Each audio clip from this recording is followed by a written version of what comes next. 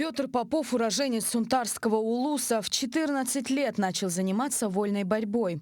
Именно с этого возраста и началась спортивная деятельность заслуженного мастера спорта СССР.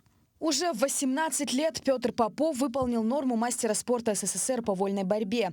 И в том же возрасте стал первым из народа Саха обладателем серебряной медали за первенство СССР среди юношей. Я ездил в другие города России.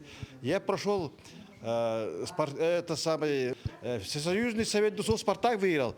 И впервые из якутского народа занял первое место на чемпионате Советского Союза. Закончив карьеру действующего спортсмена, Петр Попов начал активно развивать направление спорта в республике.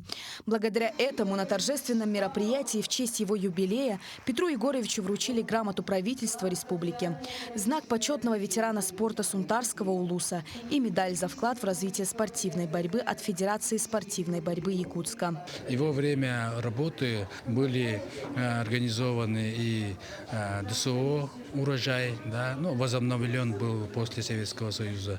А также были организованы и действующие организации, как Сахава, да, которые сейчас тоже действуют и проходит очень много больших мероприятий по волейболу. И он организовывал очень много матчевых встреч, да, с иностранными государствами, да, поэтому он большой вклад сделал для развития вольной борьбы. Петр Егорович – заслуженный работник народного хозяйства республики. Является автором 4 книг об истории вольной борьбы Якутии, в которых он передает молодежи свой богатый опыт и учит их спортивному мастерству. Галина Чекурова, Илья Сремятников, Якутск.